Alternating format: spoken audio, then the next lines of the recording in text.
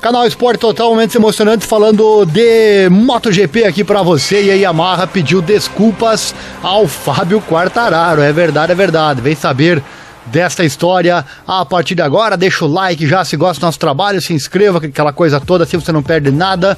Também acesse nosso site, tudo começa lá, informatudo.com.br/esportes. Matérias que não estão aqui no YouTube estão lá no canal, no site informatudo.com.br/esportes. E nosso Pix está aí na tela também, caso você goste desse nosso trabalho em divulgar esses esportes menos valorizados na grande mídia. Qualquer valor é bem-vindo. Roda a vinheta e vamos com a informação.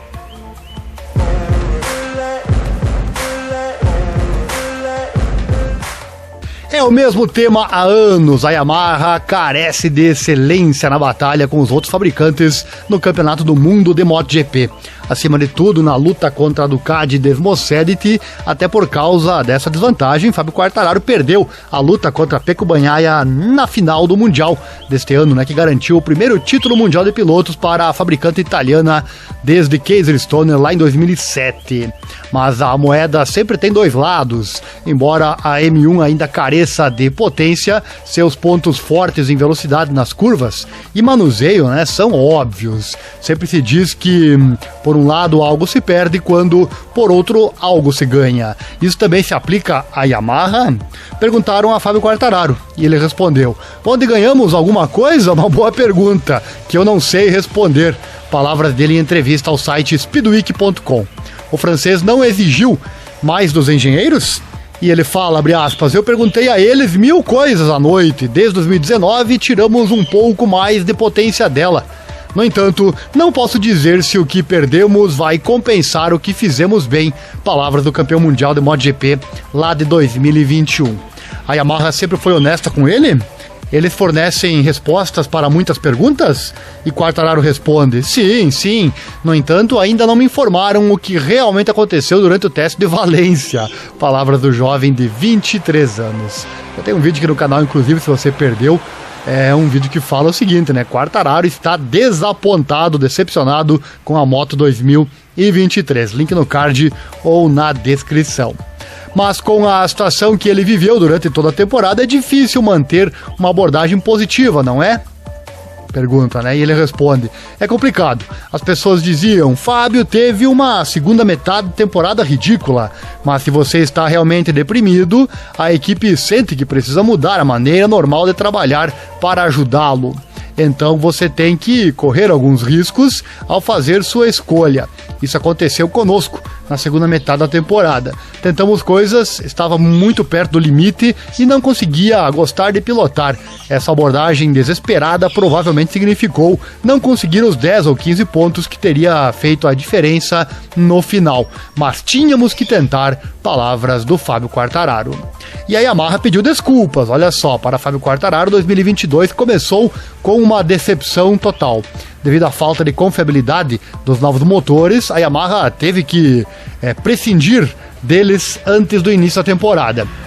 A fábrica japonesa pediu desculpas por isso ao campeão mundial de 2021, como ele explica em entrevista ao mesmo site speedweek.com.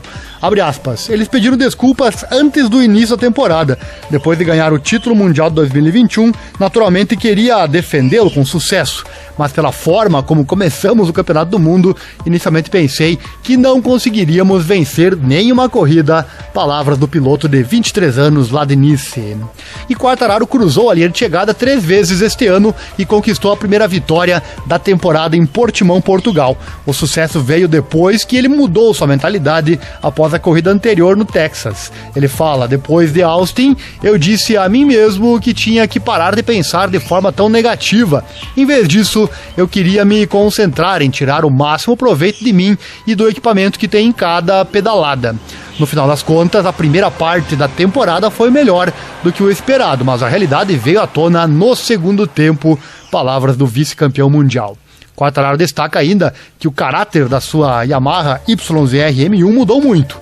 Ele fala, não tenho tanta experiência na MotoGP, mas quando subi, todos me disseram que a Yamaha é a moto que todos gostariam de pilotar, porque era muito fácil de pilotar. Mas nos últimos 3 anos, o caráter da moto mudou muito. A M1 tornou-se mais exigente fisicamente. Perguntei ao Carl Crutchlow, que tem muita experiência e conhece a Ducati, a Honda, o que ele pensa. E ele me disse que a Yamaha é a moto mais exigente fisicamente que ele já pilotou. Pelo menos ele confirmou que não era minha culpa e que minha condição física não piorou, porque eu trabalho muito. E vimos claramente, né, essa mudança de mentalidade de Quartararo em 2022. Falamos sobre isso aqui no canal, inclusive.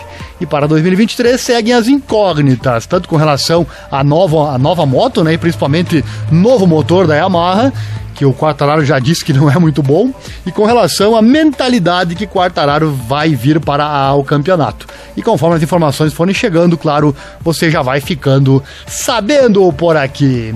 Tá então uma entrevista feita com o Fábio Quartararo, ele que está ansioso pelo início da temporada 2023, assim como nós também, não é verdade? Comente aí, qual é a sua expectativa? Você torcedor da Yamaha, torcedor do Quartararo, torcedor da MotoGP, o que você acha? Como virá a Yamaha para este próximo ano? O Quartararo já pegou a moto, andou e disse que não viu diferença do motor com relação a 2022. Isso pode ser uma coisa realmente complicada para ele, mas enfim, só saberemos se realmente será assim quando a temporada começar. E será uma temporada fantástica, mais longa da história da MotoGP. Chegou até aqui? Então deixa o like, se inscreva, acione o sino, clique em todas as notificações, assim você não perde nada. Vídeos diários com muita informação também sobre motociclismo. Acesse nosso site informatudo.com.br/esportes e o nosso Pix está aí na tela também. Você pode doar qualquer valor nessa nossa causa em divulgar esses esportes menos favorecidos na grande mídia. Por hoje é isso, obrigado e até mais.